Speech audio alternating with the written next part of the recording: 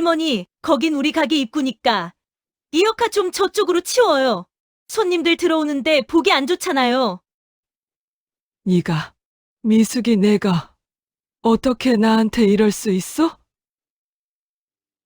얘가 너를 어떻게 대했는데. 할머니, 세상 바뀐 줄 모르시네. 레시피요. 그거 종이에 적어놓는 사람이 임자지. 머릿속에만 있으면 누가 알아준대요? 그리고 할머니 글도 모르시잖아. 내가 여기 사장이라고 서류 다 해놨는데 이제 와서 어쩌시려고요? 곱게 늙으시지. 이게 뭐예요, 추하게? 국밥 한 그릇 드릴까? 근데 어쩌나 이제 내 국밥이 할머니 것보다 훨씬 잘 팔리는데 사람들이 그러더라고요.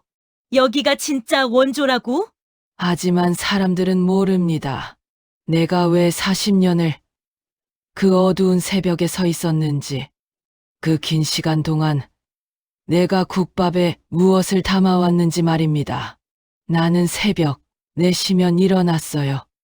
눈을 떠도 아직 사방이 캄캄하고 골목은 고요한데 나는 벌써 앞치마를 두르고 있었어요. 샵 챕터 1 40년 동안 새벽을 팔았습니다. 그 여자가 오기 전까지 나는 새벽 4시면 일어났어요. 눈을 떠도 아직 사방이 캄캄하고 골목은 고요한데 나는 벌써 앞치마를 두르고 있었어요. 그게 40년 넘게 이어진 내 아침이었습니다. 콩나물은 전날 밤부터 물에 담가놓고 국물 낼 멸치는 내장을 일일이 손으로 발라냈어요. 귀찮다고 건너뛰면 국물이 써져요. 그 쓴맛은 아무리 간을 맞춰도 안 잡혀요. 그래서 나는 한 번도 건너뛴 적이 없었습니다. 가게 이름이 거창한 건 아니었어요. 그냥 할매 콩나물 국밥이라고 골목 담벼락에 낡은 글씨로 써놓은 거였는데 사실 그 글씨도 내가 쓴 게 아니라 옛날에 옆집 아저씨가 써준 거예요. 나는 글을 몰랐으니까요. 글을 몰랐다고 하면 사람들이 이상하게 봐요. 요즘 세상에 어떻게 그럴 수 있냐고. 근데 내가 어릴 때는 가난한 집 딸내미가 학교 가는 게 쉬운 일이 아니었어요. 오빠들 밥 먹이고 아버지 새벽 나갈 채비해드리고 나면 내 차례가 없었어요. 그렇게 한 해, 2해 지나다 보니 글 배울 때를 놓쳐버린 거예요. 그게 평생 한이었습니다. 평생. 근데 이상한 게 뭔지 아세요? 글을 못 읽어도 국밥은 잘 끓였어요. 콩나물 삶는 시간, 간 맞추는 손맛, 김치 익은 정도, 이건 눈으로 보고 손으로 느끼는 거거든요. 책에 있는 게 아니라 우리 가게 골목은 낡은 동네 한가운데 있었어요. 버스 정류장에서 내려서 좁은 골목으로 쭉 들어오면 맨 끝에 내 가게가 있었어요. 골목 입구에서 보면 안 보일 만큼 깊숙한 곳이었지요. 근데 신기하게도 사람들이 찾아왔어요. 처음엔 근처 주민들이, 그 다음엔 학생들이, 그 다음엔 그 학생들이 졸업하고 나서 또 찾아왔어요. 학생들 얘기를 좀 해드려야겠어요. 우리 동네가 고시원이 많은 동네였거든요. 고시 공부하는 청년들, 대학 시험 준비하는 애들, 취직 준비하는 아이들, 그 애들이 새벽에 공부하다가 배가 고프면 내 가게로 왔어요. 오전 5시 반이면 문을 열었으니까요. 그 시간에 따뜻한 국밥 한 그릇 파는 데가 달리 없었거든요. 그 애들 보면 마음이 짠했어요. 얼굴은 하얗게 떠 있고 눈은 빨개져 있고 점퍼 하나 걸치고 와서 국밥 한 그릇 앞에 앉아 있는 걸 보면요. 돈도 없어 보였어요. 주머니에서 동전 세어서 내는 아이들도 있었어요. 그럴 때 나는 반찬을 좀 더 올려줬어요. 깍두기도 하나 더, 계란말이도 조금 더. 어미 마음이 그렇게 되는 거지. 특별히 생각한 게 아니에요. 가격도 일부러 안 올렸어요. 물가가 오르면 다들 올리는데 나는 못 올렸어요. 올리면 그 애들이 못 오잖아요. 그러면 나도 손해지 싶었는데 지금 생각하면 그게 손해가 아니었어요. 그 애들이 단골이 됐고 그 애들이 취직하고 결혼하고 나서도 이 골목을 찾아왔으니까요. 어떤 졸업생은 몇 년 만에 와서 이렇게 말하더라고요. 할머니, 저 합격했어요. 그때 새벽마다 국밥 먹으면서 버텼어요. 고마워요. 그 말 한마디가 뭐랄까 40년을 버티게 한 힘 중에 하나였어요. 나는 글은 몰라도 사람 마음은 알았다고 믿었어요. 그 믿음이 내 가게를 지탱한 거였는데 그 믿음이 흔들리기 시작한 건 그 여자가 나타나면서부터였습니다. 국밥 얘기를 좀 더 해드릴게요. 내 국밥이 어디서 유명한 게 아니에요. 방송에 나온 것도 아니고 인터넷에 뜬 것도 아니에요. 나는 인터넷이 뭔지도 잘 모르니까요. 그냥 맛으로 소문이 난 거예요. 콩나물을 오래 끓이지 않아요. 너무 오래 끓이면 아삭한 맛이 없어져요. 딱 그 타이밍을 맞추는 게 내 비결이었어요. 국물은 멸치랑 다시마, 우린 거에 된장을 조금 풀어요. 아주 조금. 된장 냄새가 나면 안 돼요. 그냥 국물의 깊은 맛이 배는 정도만. 그 비율을 나는 몸으로 외웠어요. 저울로 잰 게 아니라 손으로 넣고 맛보고 손으로 넣고 맛보고 그게 내 레시피였어요. 종이에 적힌 건 없었어요. 글을 몰랐으니까 다 여기 머릿속에 있었어요. 그리고 이 손에. 그런데 그게 문제가 됐어요.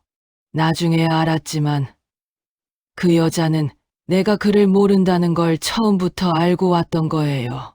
내가 처음 그 여자를 봤을 때가 언제였냐면요. 어느 가을날 오전이었어요. 내가 아침 장사를 마치고 주방 정리를 하는데 가게 문 앞에 한 여자가 서 있었어요. 나이는 40대 후반쯤 됐을 거예요. 옷은 수수했고 머리는 묶고 있었고 얼굴에 피곤한 기색이 역력했어요. 눈이 좀 부어 있었어요. 운 것 같기도 했고. 할머니, 저 혹시 여기서 일할 수 있을까요? 주방일 뭐든 다 할게요. 그렇게 말했어요. 목소리가 낮고 조심스러웠어요. 꼭 부탁드린다고, 사정이 있다고. 그 사정 얘기를 들었더니 참 딱하더라고요.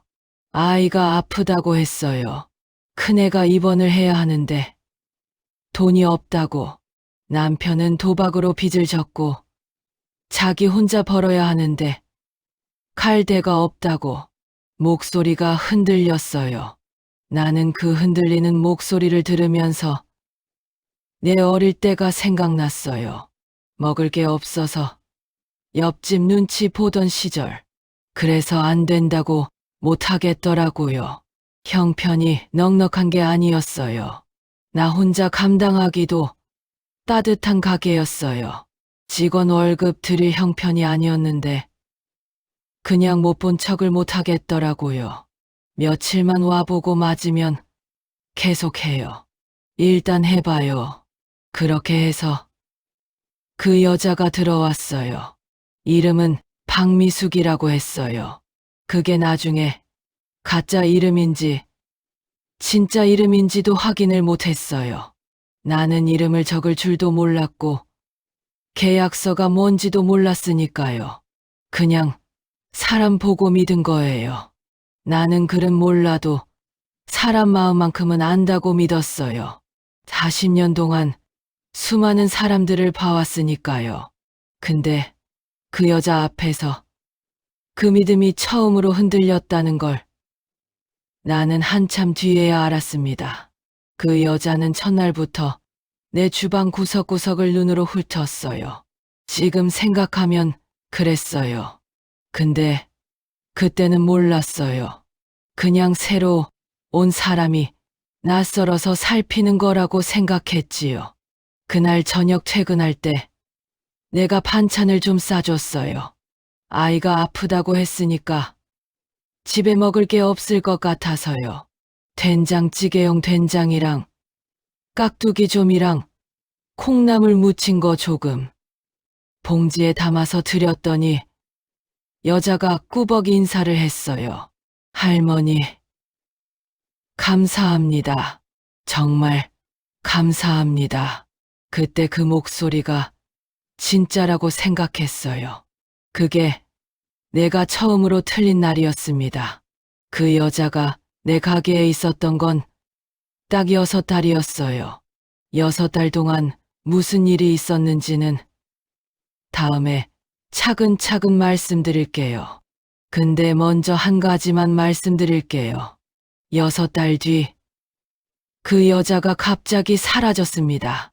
인사도 없이, 이유도 없이, 그냥 어느 날 아침에 안 나타난 거예요. 그리고 몇 달 후, 내 가게에서 손님이 사라지기 시작했어요. 그 여자, 박미숙이가 첫 주에는 꽤 열심히 하는 것 같았어요. 일찍 왔어요. 나보다 늦게 오긴 했지만, 그래도 손님 오기 전에 왔고, 그릇 닦는 것도 실은 내색 안 했고, 주방 바닥도 닦았어요. 나는 그것만 봤어요.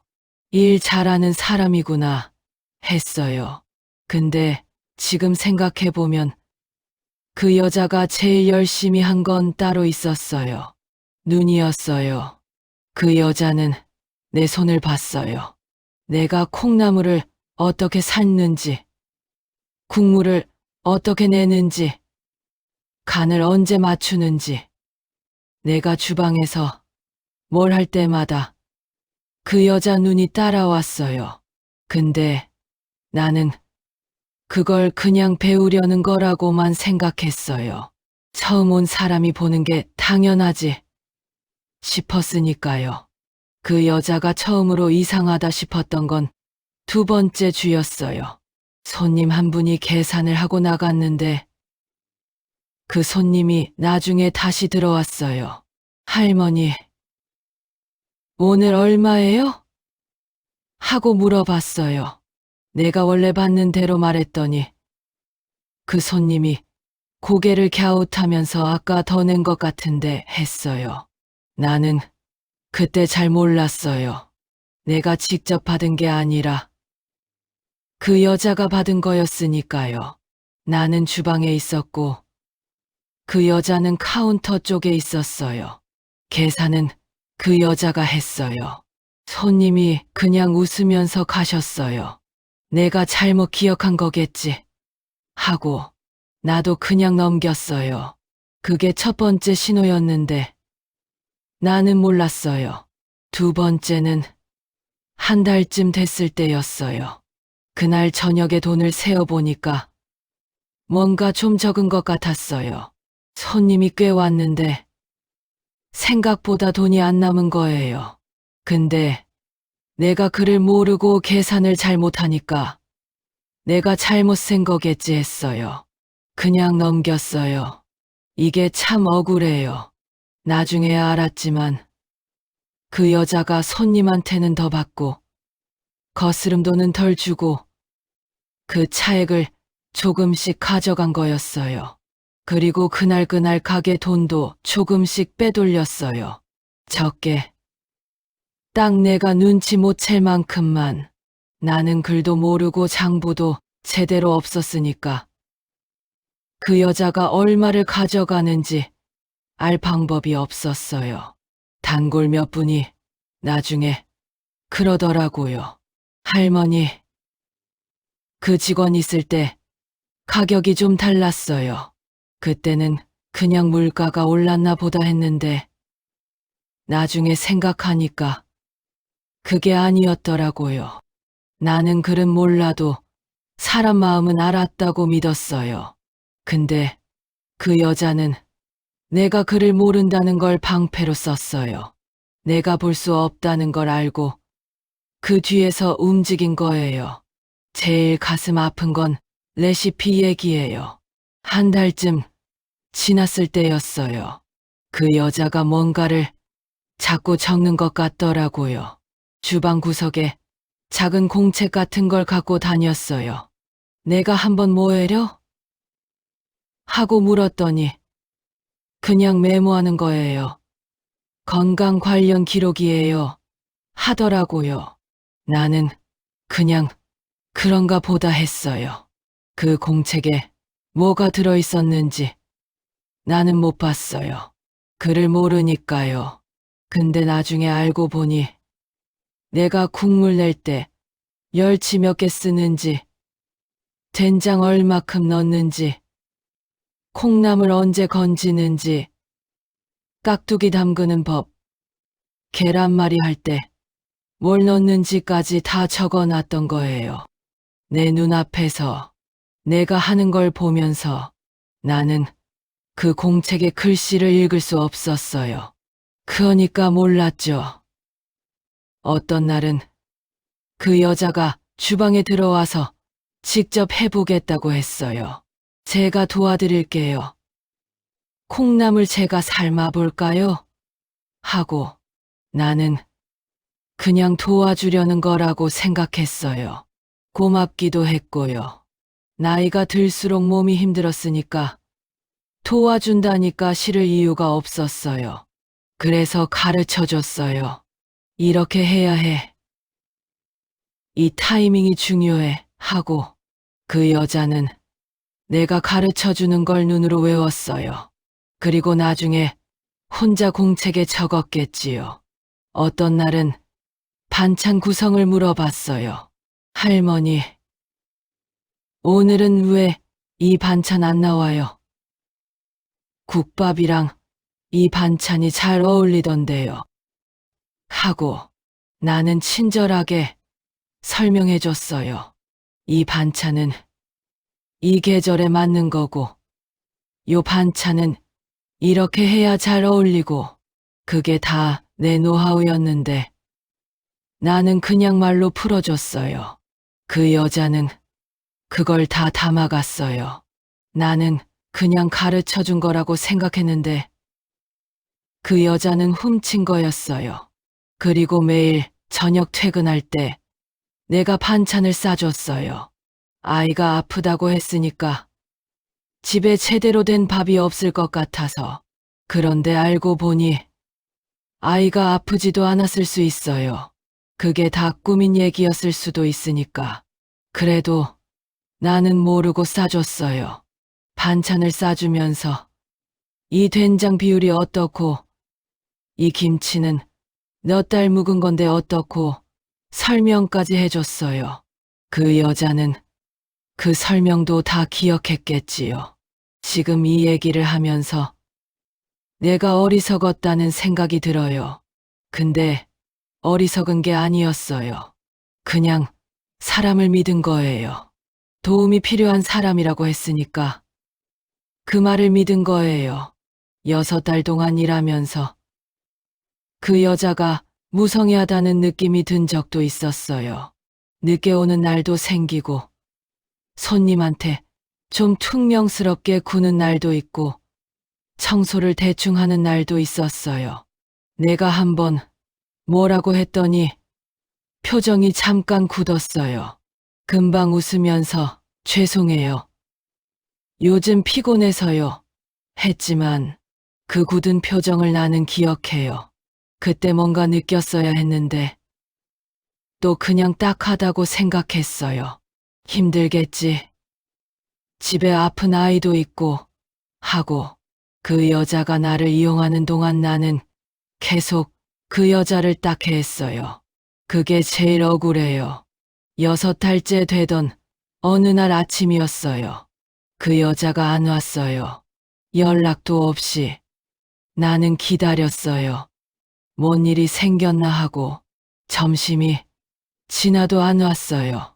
저녁에도 소식이 없었어요. 전화를 해봤더니 받지를 않았어요. 다음 날도 안 왔어요. 그 다음 날도 연락도 없이 그냥 사라진 거예요. 나는 뭔가 잘못됐나? 내가 무슨 섭섭한 소리를 했나 생각했어요. 며칠 기다렸다가 그냥 그 사람 사정이 어떻게 된 건가 보다 했어요. 그때는 그냥 그랬어요. 배신당했다는 생각도 못 했어요. 그냥 가버린 거겠지 했어요. 나는 글은 몰라도 사람 정만큼은 안다고 믿어왔어요. 근데 그 여자는 내 정을 보고 들어와서 내 정을 먹고 내 가게를 먹고 나간 거였어요. 나는 그걸 한참 뒤에야 알았습니다. 그 여자가 사라지고 나서 2달이 지났어요. 그때부터 손님이 줄기 시작했어요. 처음엔 그냥 계절 탓인가 했어요. 가을이 되면 좀 줄고 그런다고 생각했어요. 근데 좀 심상치 않았어요. 단골들이 안 오더라고요. 오래된 단골들이. 그러던 어느 날 오래된 단골 한 분이 가게에 들어오면서 이렇게 말했어요. 할머니, 골목 입구에 새로 생긴 국밥집 가봤어요? 맛이 딱 여기 맛이에요. 근데 간판에 원조라고 써 있더라고요. 그 말이 귓속에 떨어질 때 나는 뭔가 싸늘한 게 발끝부터 올라왔어요. 그게 뭔지는 그때 몰랐어요. 근데 몸이 먼저 알더라고요. 그 단골이 한 말이 계속 머릿속에서 맴돌았어요. 골목 입구에 국밥집이 생겼는데 맛이 딱 여기 맛이에요. 근데 간판에 원조라고 써 있더라고요. 나는 그날 오후에 직접 가봤어요. 골목 입구 쪽으로 걸어 나가면서 혹시나 하는 마음이었어요.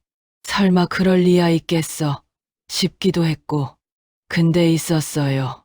골목 들어오는 입구 바로 오른편에 새 간판이 달려 있었어요.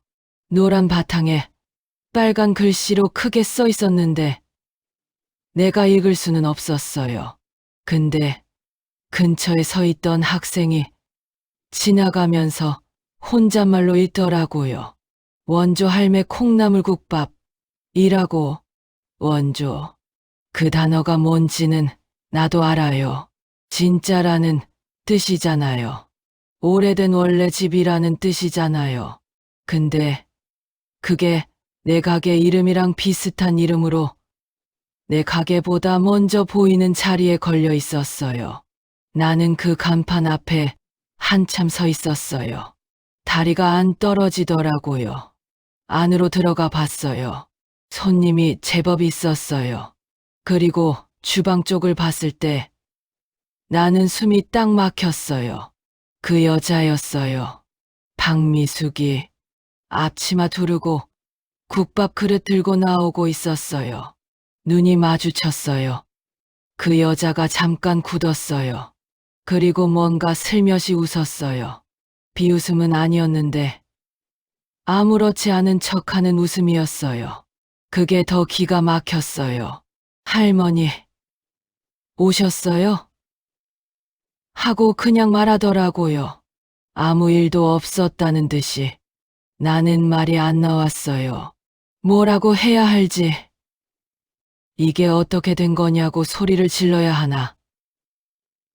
근데 소리를 지를 힘도 없었어요.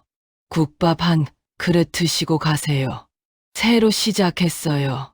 그 여자가 그렇게 말했어요. 나는 그냥 나왔어요. 거기서 더 있을 수가 없었어요. 집에 와서 앉았더니 손이 떨렸어요.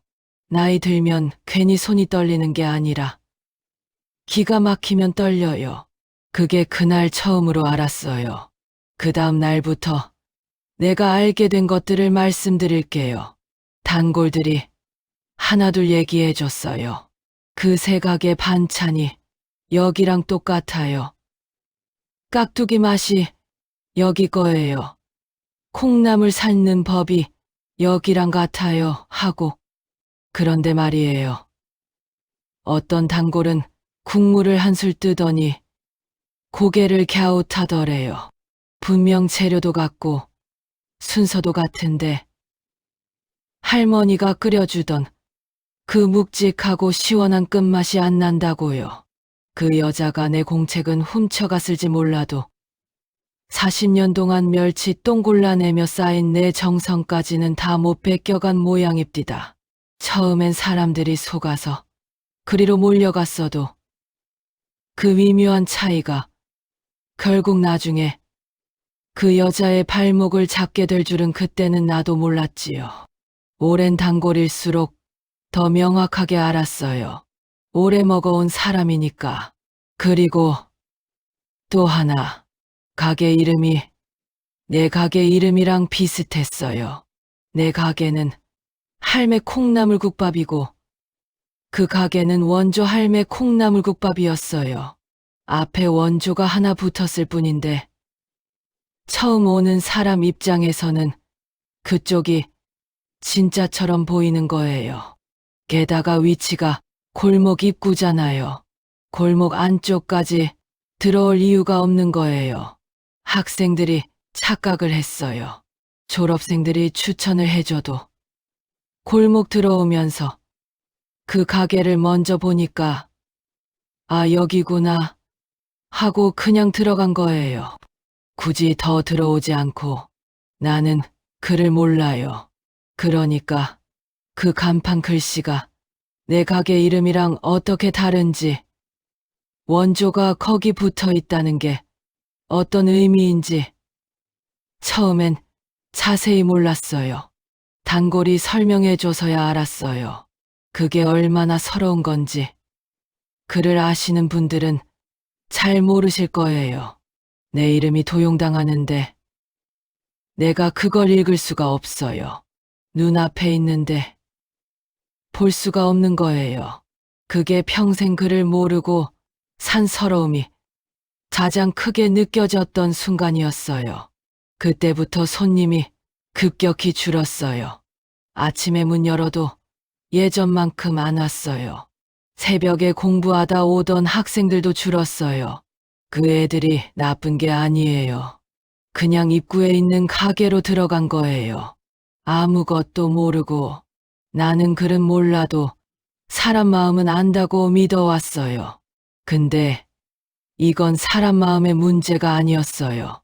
간판에 쓰인 글자 문제였어요. 내가 읽지 못하는 그 글자들이 내 40년을 가져가고 있었어요. 그러고도 한 달을 더 버텼어요. 재료값도 안 나오는 날이 생겼어요. 아침에 국물 끓여놓고 손님 기다리는데 두세 명 오다가 많은 날이 생긴 거예요. 콩나물이 남아요. 국물이 남아요. 그걸 버릴 때 마음이 얼마나 아픈지 해보신 분들은 알 거예요. 전기세 나오는 날, 가습이 나오는 날, 그때마다 통장을 보면 눈이 캄캄했어요. 나는 은행 통장 숫자도 잘못 읽어요. 직원이 읽어줘야 알아요. 그 직원이 조심스럽게 말해요. 할머니, 이번 달 좀 빠듯해요. 그 말이 뭔 뜻인지는 알아요. 살림이 안 된다는 거잖아요. 2달을 더 버티다가 나는 결국 가게 문을 닫았어요. 처음 그 가게 열 때가 생각났어요. 남편이 죽고 나서 혼자 시작했어요. 아무것도 없는데 이걸 어떻게 하나 싶었는데 그래도 했어요. 40년을. 근데 그게 이렇게 끝나는구나 싶으니까 눈물이 나오는 게 아니라 그냥 멍하더라고요. 가게 문 잠그고 열쇠 들고 집에 오는 길에 나는 뭘 해야 하나 생각했어요. 먹고 살아야 하잖아요. 나이가 이르니 머뭇어도 먹고는 살아야 하니까요. 폐지라도 주워야겠다 싶었어요. 동네에 나이 드신 분들이 그렇게 하시는 거 봤거든요. 창피한 게 아니에요. 밥은 먹어야 하니까. 그렇게 해서 나는 리어카를 끌고 동네를 다니기 시작했어요. 그리고 어느 날 리어카를 끌다가 그 가짜 원조 가게 앞을 지나쳤어요. 그날 그 여자를 봤어요. 화려한 옷을 입고 있었어요. 앞치마가 아니라 제대로 된 옷이었어요. 가게 앞에서 아는 사람이랑 하하호 웃고 있었어요. 손님이 줄 서 있었어요. 나는 그 앞을 지나치면서 멈출 수가 없었어요. 따지러 들어가고 싶었어요. 당신이 내 걸 훔쳤잖아요. 내 레시피, 내 가게 이름, 내 손님들 하고 소리치고 싶었어요. 근데 발이 안 들어가졌어요. 들어가서 뭐라고 해요. 글도 모르고 증거도 없고 계약서도 없고 내가 뭘 할 수 있어요.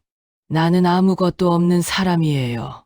리어카 끄는 할머니예요. 그냥 지나쳤어요. 근데 그 순간이 참 오래 남아요. 그 여자 웃음소리가, 내가 그냥 지나치던 그 발걸음이 그날 이후로 매일 폐지를 주었어요. 새벽 4시에 일어나는 건 그대로였어요. 근데 이제 국밥을 끓이는 게 아니라 리어카를 끌고 나갔어요. 나는 글은 몰라도 사람 마음은 안다고 믿었어요. 이제는 그 믿음도 없었어요. 그냥 하루하루 버텼어요. 그런데 그렇게 버티던 어느 날 아침 리어카를 끌다가 한 남자가 내 앞에 섰어요. 나를 아는 것 같은 눈이었어요. 근데 나는 그 얼굴이 낯설었어요. 할머니, 저 모르세요. 폐지 주우러 나가는 게 처음에는 참 어색했어요. 40년 동안 새벽에 일어나면 앞치마 두르고 국밥 끓이는 게 내 몸이었는데 이제는 두꺼운 점퍼 입고 리어카 손잡이 잡는 게 됐으니까요. 손에 익지 않은 일이 얼마나 낯선지 해보신 분들은 알 거예요. 처음 며칠은 어디로 가야 하는지도 몰랐어요. 동네 어른들 뒤를 따라가면서 배웠어요. 저쪽 골목은 아파트 재활용 날이 언제고 이쪽은 상가들이 박스를 언제 내놓고 그런 것들을 아무것도 모르고 시작했지만 그래도 며칠 지나니까 조금씩 알게 됐어요. 몸이 힘든 건 힘든 거고 그래도 해야 하니까 했어요. 근데 제일 힘든 건 몸이 아니었어요. 새벽에 나가면 가끔 국밥 냄새가 나요. 근처 식당에서 이른 아침 준비하는 냄새예요. 그 냄새가 코에 닿을 때마다 나는 잠깐 멈추게 됐어요. 국물 끓는 냄새, 콩나물 데치는 냄새. 그 냄새를 맡으면 손이 저절로 뭔가를 하려는 것 같았어요. 40년이 몸에 밴 게 그렇게 나왔어요. 그게 슬픈 건지 뭔지도 몰랐어요. 그냥 그랬어요. 리어카를 끌다가 마주치는 단골분들이 있었어요. 그분들이 나를 보면 어떻게 표정을 지어야 할지 모르는 것 같더라고요. 반가운 것도 있고 안타까운 것도 있고 그 두 가지가 섞인 얼굴이에요. 어떤 분은 그냥 지나치고 어떤 분은 할머니 하고 불러요. 할머니, 가게 어떻게 됐어요? 그런 말을 들을 때가 제일 어려웠어요. 그냥 좀 쉬고 있어요. 라고 대답했어요. 자세한 얘기는 못 하겠더라고요. 무슨 말부터 해야 할지 몰랐어요. 나는 글은 몰라도 억울함은 알았어요. 그런데 억울해도 어디다 말을 못했어요. 말을 해야 할 곳에 가면 뭘 적어야 하고, 뭘 읽어야 하고, 뭘 증명해야 한다는데 나는 그게 아무것도 안 됐어요. 동네 주민센터에 한번 가봤어요. 가서 뭔가 피해를 당했다고 신고를 해야 하나 싶어서요. 근데 들어가자마자 막막했어요. 번호표 뽑는 것도 무슨 창구에 가야 하는지도 거기 앉아서 뭘 써야 하는지도 몰랐어요. 도움을 받으려면 뭔가를 설명을 해야 하는데 그게 어떻게 하는 건지 몰랐어요. 창구 직원이 친절하게 물었어요. 어떻게 오셨어요? 나는 멍하니 서 있다가 그냥 나왔어요. 그게 얼마나 서러운지. 그를 아시는 분들은 모르실 거예요. 억울한 게 있는데 그걸 말할 창구도 찾을 수 없는 거예요. 말은 할 수 있어요. 근데 그 말이 어디로 가야 하는지를 모르는 거예요. 폐지를 주우면서 어떤 날은 그 가짜 원조 가게 앞을 지나쳤어요. 일부러 피하려 해도 동네가 좁으니까 마주칠 때가 있어요. 한 번은 그 여자가 가게 앞에서 손님한테 웃으면서 인사하는 걸 봤어요. 손님이 여러 명이었어요. 그 손님들 얼굴을 보니까 어린 학생들이었어요. 우리 동네 고시원에 사는 것 같은 예전에 내 가게로 오던 그런 아이들이었어요. 그 아이들은 몰랐겠지요.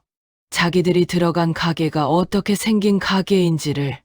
그냥 골목 입구에 있고 원조라고 써 있으니까 오래된 맛집인가 보다 하고 들어갔겠지요.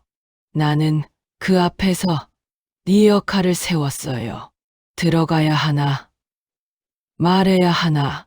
근데 뭘 말해요? 저 가게가 제 레시피를 훔쳤어요. 한다고. 그 학생들이 뭘 알아요? 증거도 없고 서류도 없고 그냥 할머니가 하는 말일 뿐이에요. 그 여자가 나를 봤어요. 눈이 마주쳤어요. 그 여자가 잠깐 나를 봤다가 시선을 돌렸어요. 모른 척이었어요. 손님한테 다시 웃으면서 인사했어요. 나는 네 역할을 끌고 지나쳤어요.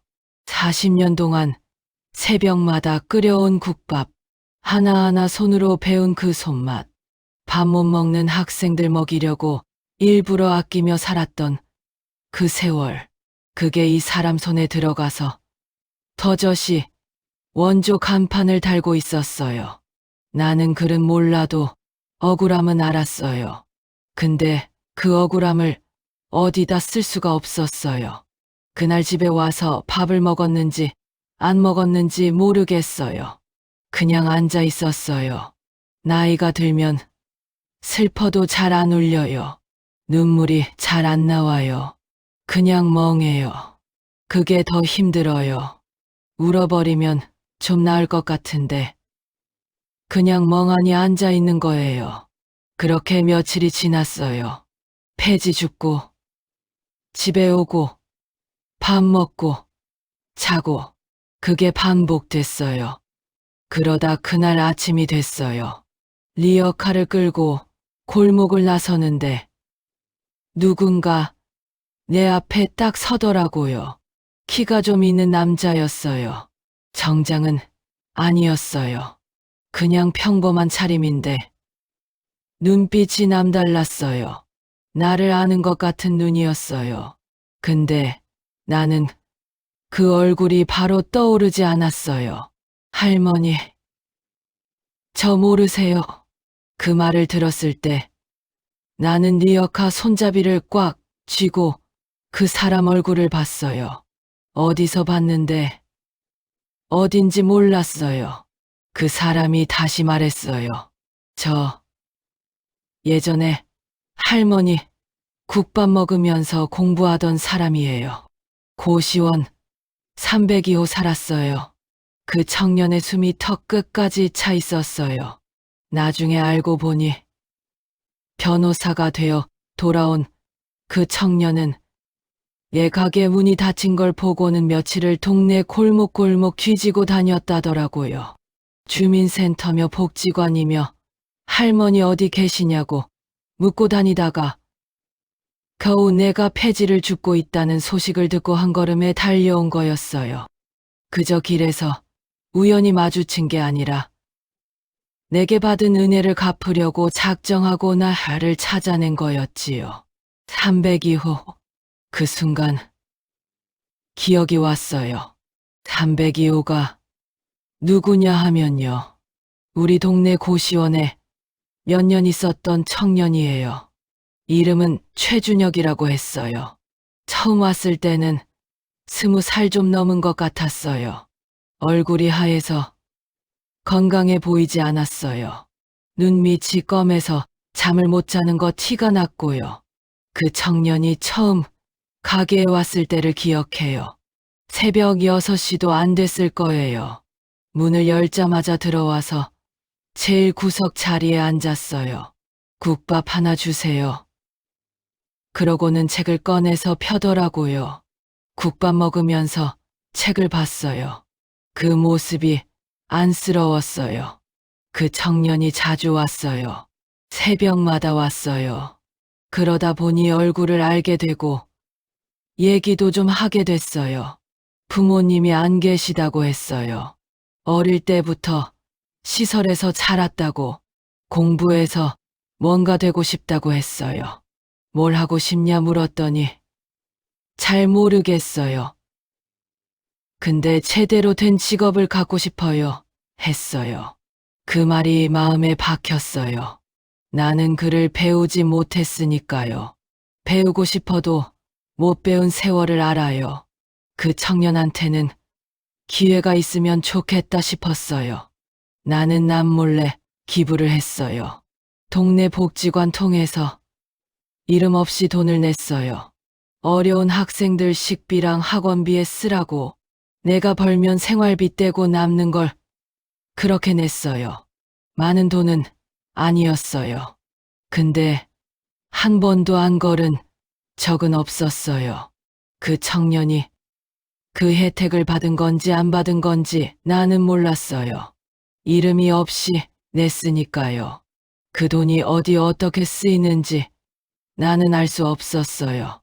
그런데 그 청년이 그걸 알았던 거예요. 그 청년이 내 앞에 서서 말했어요. 할머니, 저 법을 공부해서 변호사가 됐어요. 나는 그 말을 듣는데 귀가 먹먹했어요. 변호사. 그 청년이 변호사가 됐어요. 그 청년이 계속 말했어요. 저한테 익명으로 식비 지원이 왔었어요. 복지관 통해서. 그게 할머니 가게 쪽에서 나온 거라는 걸 나중에 알았어요. 학원비도 일부 거기서 나온 거라고 하더라고요. 제가 감사 인사를 드리고 싶었는데 몇 년 지나고 이름이 없으니까 누군지를 몰랐어요. 그러다가 최근에야 확인을 했어요. 나는 그 말을 들으면서 뭐라고 해야 할지 몰랐어요. 그냥 서 있었어요. 그 청년이 내 리어카를 봤어요. 그리고 내 얼굴을 봤어요. 한동안 아무 말 없이. 그리고 말했어요. 할머니, 지금 무슨 일이 있으신 거예요? 나는 그 말을 듣는데 참 이상하게 그때 처음으로 말이 나왔어요. 그동안 억울한 거 말 못하고 있었는데 그 청년 앞에서는 말이 됐어요. 아마도 그 청년이 내가 뭘 주려고 했던 게 아니라 그냥 그 청년이 잘 되길 바랐던 마음이 기억났기 때문인 것 같아요. 그 마음이 없었다면 말이 나왔을지 모르겠어요. 나는 처음부터 얘기했어요. 그 여자가 온 것부터, 레시피 훔친 것, 가게 이름 비슷하게 만든 것, 원조 간판, 손님이 다 거기로 간 것, 가게 문 닫은 것, 폐지 줍는 것까지. 그 청년은 말 한마디 없이 다 들었어요. 중간에 끊지 않았어요. 눈을 보면서 들었어요. 다 듣고 나서 그 청년이 말했어요. 할머니, 제가 도와드릴 수 있어요. 나는 글은 몰라도 사람 마음은 안다고 믿어왔어요. 그리고 그 순간 오래간만에 그 믿음이 다시 올라왔어요. 이 청년 마음은 진짜라는 걸 나는 알았어요. 그 청년, 최준혁 변호사가 말했어요. 저 지금 소상공인 피해 사건 주로 맡고 있어요. 이런 레시피 도용이나 유사상호 문제 제가 몇 번 해봤어요. 할머니 사건 혼자 하지 마세요. 제가 같이 할게요. 무료로 해드릴 거예요. 라고 덧붙였어요. 나는 그 말에 뭐라고 해야 할지 몰라서 그냥 이렇게 물었어요. 근데 할 수 있어요? 내가 아무 증거가 없는데 그 청년이 대답했어요. 할머니, 증거는 제가 만들어요. 할머니는 기억해 주시기만 하면 돼요. 그 말이 얼마나 힘이 됐는지 모르겠어요. 기억은 내가 할 수 있거든요. 글은 몰라도 기억은 할 수 있어요. 그날부터 최준혁 변호사가 움직이기 시작했어요. 그 청년이 제일 먼저 한 게 뭔지 아세요? 단골들을 찾아갔어요. 내가 이름을 기억하는 단골들 연락처를 알려줬고, 그 청년이 직접 찾아가서 물었어요. 혹시 그 가게에서 이상한 점 느낀 거 있으세요? 맛이 이쪽 가게랑 똑같다는 거 느끼셨어요? 하고 단골들이 말해줬어요. 맛이 같다고, 반찬 구성이 같다고, 심지어 깍두기 담그는 방식까지 같다고 그분들이 증인이 됐어요. 그리고 그 청년이 두 번째로 찾아간 곳이 어딘지 아세요? 그 여자 가게였어요. 직접 밥을 먹으러 갔어요. 손님인 척하고 거기서 뭘 봤냐 하면요. 그 얘기는 다음에 해야 할 것 같아요. 왜냐하면 그날 그 청년이 가게에서 확인한 것들이 이 이야기의 가장 중요한 부분이거든요. 그 청년이 그날 가게에서 나오면서 내게 전화를 했어요. 할머니, 이 사람들이 할머니 가게만 한 게 아니에요. 그 청년이 전화로 한 말이 귓속에서 한동안 맴돌았어요. 할머니 가게만 한 게 아니에요. 다음 날 그 청년이 내 집에 왔어요. 서류를 좀 가지고 왔는데 나는 읽을 수 없으니까 그 청년이 설명해 줬어요. 그 여자, 박미숙이, 그게 진짜 이름인지도 불분명하다고 했어요. 그 여자가 한 가게만 이렇게 한 게 아니었어요. 방법이 있었어요. 처음부터 짜여진 방법이요. 하는 방식이 똑같았어요. 작고 맛있는 동네 가게를 골라서 취직을 해요. 딱한 사연을 갖고 가요. 아픈 자식, 도박빚, 살 길이 막막하다고 그 가게 주인이 선한 사람이면 일을 시켜줘요. 그러면 거기서 몇 달 일하면서 레시피를 다 적어가요. 운영 방식, 반찬 구성, 재료 구입처까지. 그리고 어느 날 갑자기 사라져요. 그리고 그 근처나 목 좋은 자리에 비슷한 이름으로 가게를 내요. 원조 또는 진짜라는 말을 붙여서. 그걸 혼자 한 게 아니었어요. 남편이 같이 했어요. 남편이 하는 역할이 따로 있었어요. 그 딱한 사연을 만들어내는 역할이었어요. 아이가 아프다는 이야기, 도박 빚이 있다는 이야기, 그게 다 만든 이야기였어요. 남편이 이야기를 만들고 여자가 그 이야기를 갖고 가게에 들어갔어요. 그리고 레시피 훔쳐오면 남편이 그걸 정리해서 새 가게 열 때 썼어요. 간판이나 가게, 계약 같은 것도 남편이 뒤에서 다 했어요. 두 사람이 팀이었던 거예요. 그리고 그 수법으로 당한 가게가 얼마나 되는지 아세요? 22곳이었어요. 내 가게 포함해서 전국에 흩어져 있었어요. 다 작은 동네 맛집이었어요. 주인이 나이 드신 분이거나 혼자 운영하거나 글 모르거나 사정이 여의치 않거나 그런 가게들을 골라서 들어간 거예요. 그 청년이 이 이야기를 해주는데 나는 말이 안 나왔어요. 내가 특별히 나쁜 눈을 갖고 있어서 그 여자를 못 본 게 아니었어요. 그 여자가 나 같은 사람을 노린 거였어요. 처음부터. 그게 얼마나 치밀한 건지 알겠어요? 선한 사람을 찾아서 들어간 거예요. 딱해야 하는 사람을 찾아서, 글 모르는 사람을 찾아서, 혼자 하는 사람을 찾아서 그 빈틈을 파고든 거예요. 나는 그 말을 들으면서 다른 분들 생각이 났어요. 나처럼 당한 21분이 더 있다는 거잖아요. 그분들도 다 비슷한 과정이었을 거예요. 일은 시켜줬더니 레시피 훔쳐가고 가게가 망해가는 걸 봤겠지요. 그분들도 다 억울하셨겠지요. 나는 글은 몰라도 억울함은 알아요. 22명의 억울함. 그게 얼마나 무거운 건지요. 그 청년이 말했어요. 피해자들 중에 연락이 닿은 분들이 있어요. 다들 당하고 나서 어떻게 해야 할지 몰랐던 거예요.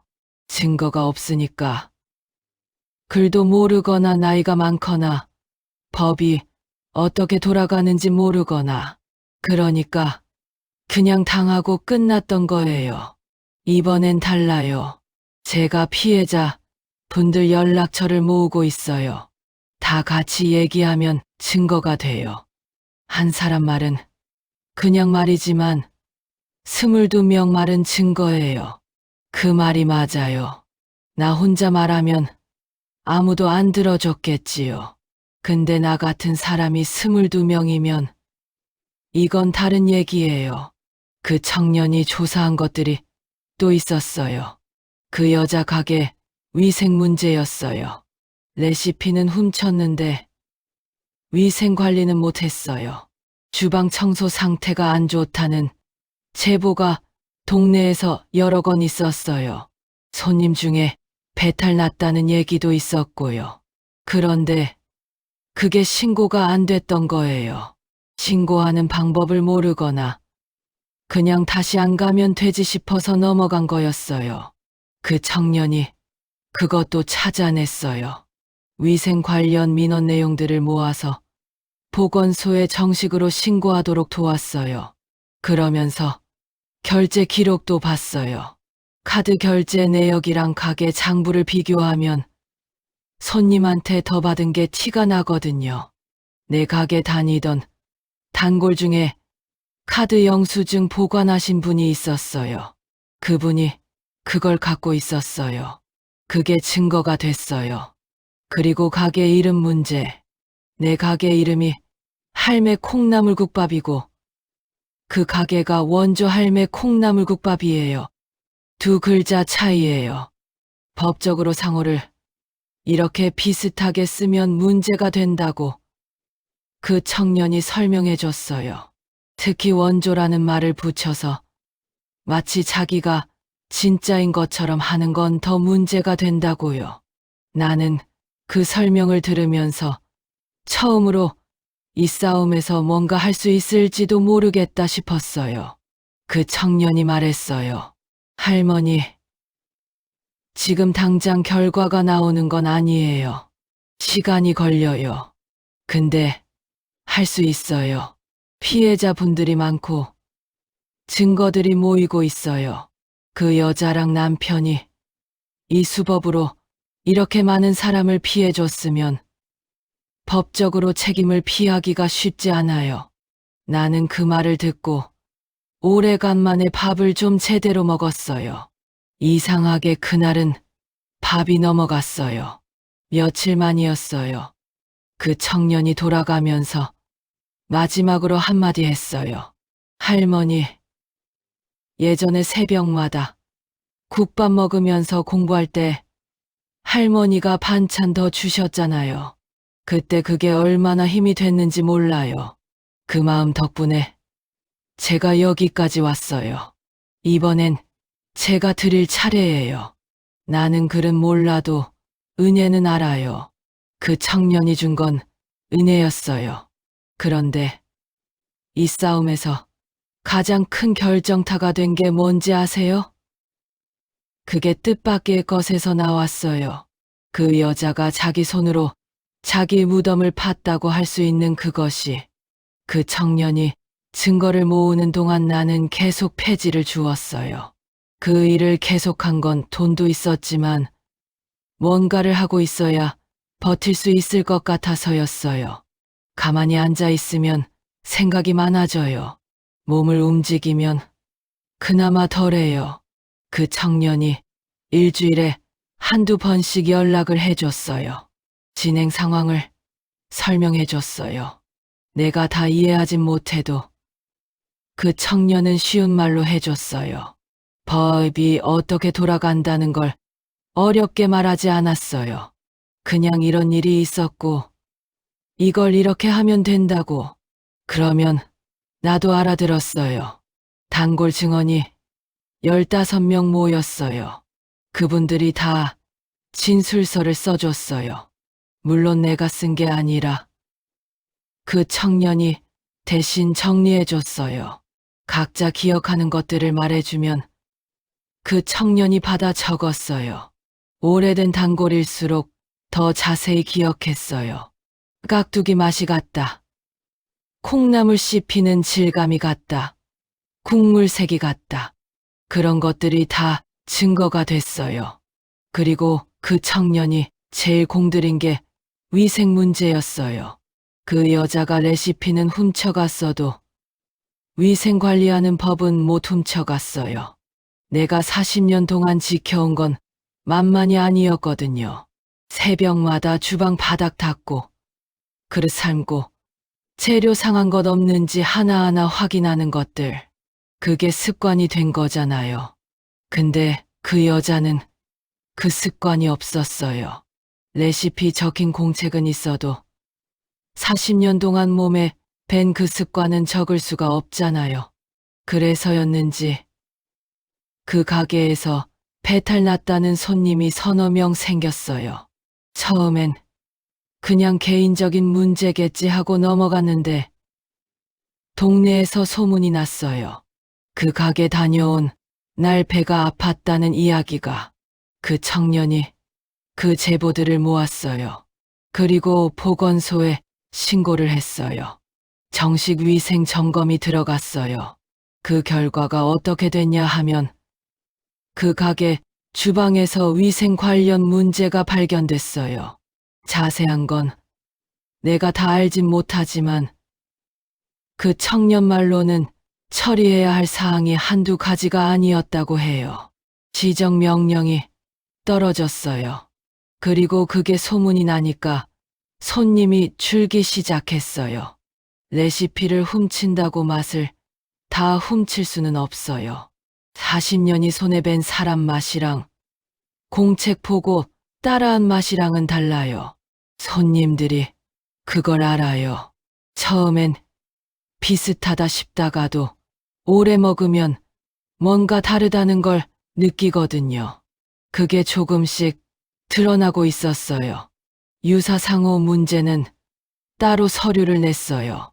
내 가게가 먼저 생긴 가게고 그 가게가 나중에 비슷한 이름으로 생긴 거니까 나중에 생긴 쪽이 문제가 된다고 했어요.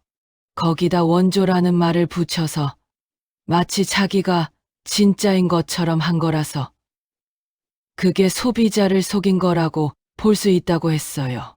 다른 피해자분들이랑 연대해서 함께 문제를 제기한 것도 효과가 있었어요.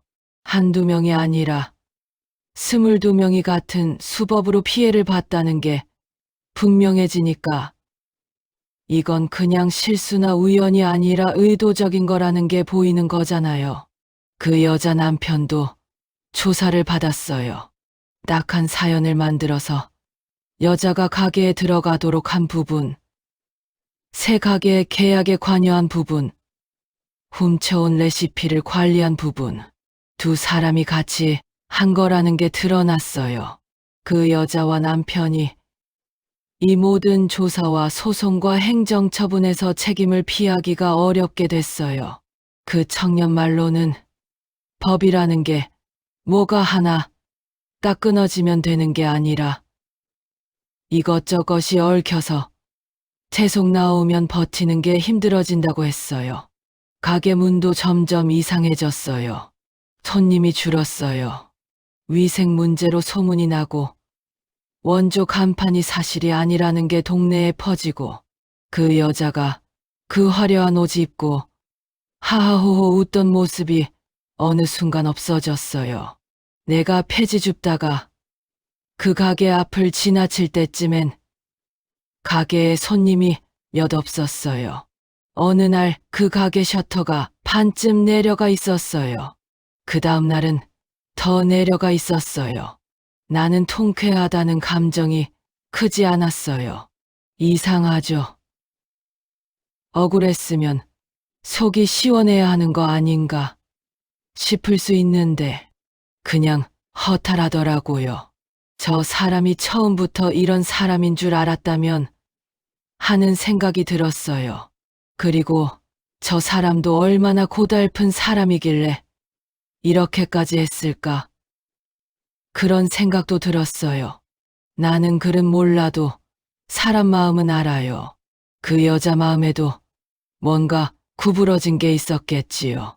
근데 그게 남의 40년을 훔쳐도 되는 이유는 안 돼요. 그건 달라요. 그 청년이 어느 날 전화해서 말했어요. 할머니, 이제 슬슬 가게 다시 열 준비하셔도 될 것 같아요. 그 말이 귓속에 들어올 때 나는 리어카 손잡이를 쥐고 서 있었어요. 다시 가게를 열 수 있어요. 그 말이 실감이 안 났어요. 근데 그 청년이 말했으니까 믿었어요. 그리고 그 청년이 덧붙였어요. 할머니, 한 가지 더 알아두세요. 이번 일이 알려지면서 할머니가 그동안 학생들한테 익명으로 도움을 주셨다는 게 나왔어요. 복지관 쪽에서 확인이 됐어요. 그게 알려졌어요. 나는 그 말에 그냥 얼어붙었어요. 남몰래 한 거였는데 가게를 다시 열기로 한 날 아침 나는 새벽 4시에 일어났어요. 달라진 게 없었어요. 눈 뜨면 어둡고 골목은 고요하고 나는 앞치마를 두르고 있었어요. 몇 달 만이었는데 손이 그 앞치마 끈을 묶는 방법을 기억하고 있었어요. 몸이란 게 그렇더라고요. 아내도 기억해요. 콩나물 물에 담근 거 확인하고 멸치 내장 바르고 다 똑같았어요. 그 여자가 레시피를 훔쳐가도 이 손은 내 손이에요. 이 시간은 내 시간이에요. 그건 가져가지 못한 거예요. 가게 문 앞에 서서 열쇠를 꽂을 때 잠깐 손이 멈췄어요. 들어갈 수 있을까? 가 아니라 감사하다는 마음이었어요. 이 문을 다시 열 수 있구나 싶어서요. 문을 열었어요.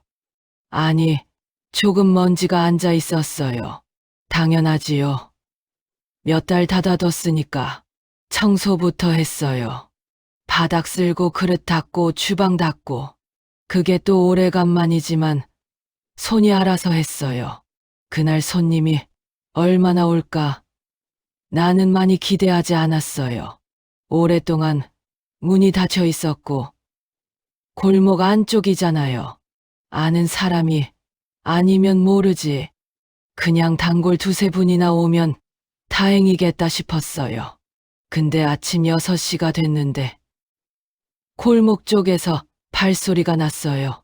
들여다봤더니 사람이 왔어요. 오래된 단골이었어요. 할머니, 오늘 여신다는 얘기 들었어요. 왔어요.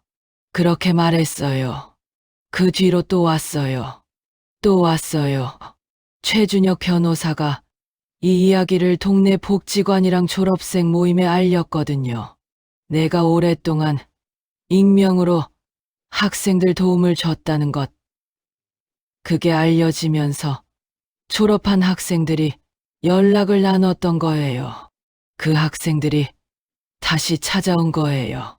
어떤 분은 10년 만에 왔어요. 할머니, 합격하고 취직하고 너무 바빠서 못 왔는데 이 일 알고 꼭 와야겠다 싶었어요.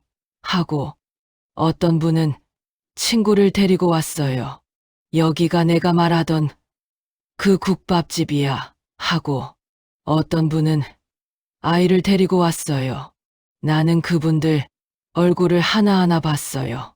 기억나는 분도 있고 못 알아보는 분도 있고 그래도 다 이 골목을 찾아온 분들이었어요.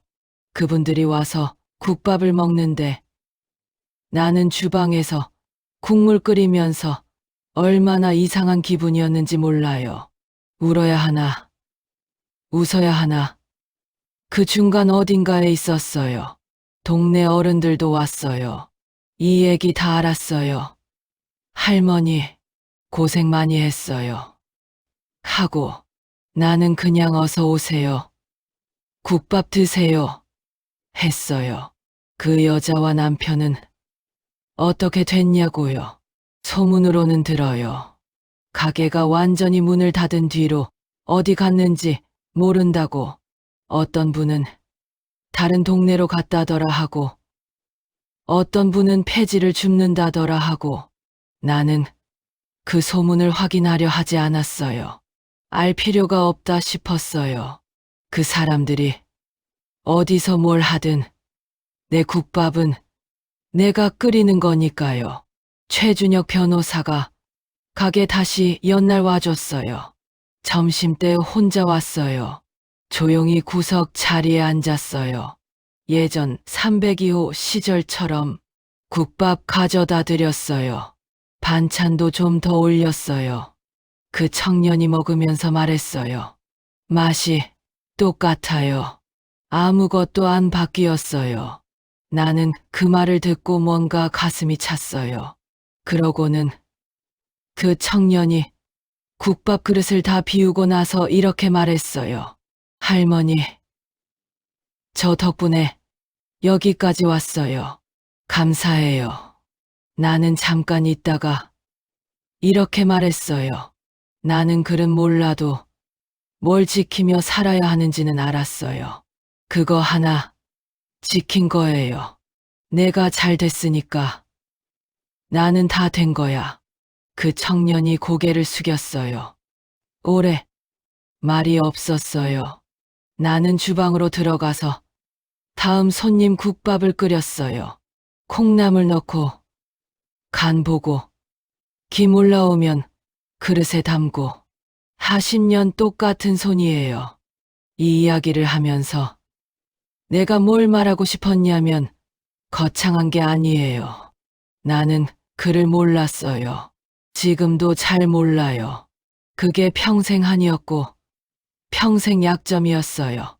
그 약점 때문에 이용당하기도 했고 억울한 일도 겪었어요. 근데 그를 모른다고 해서 뭘 지켜야 하는지 모르는 건 아니에요.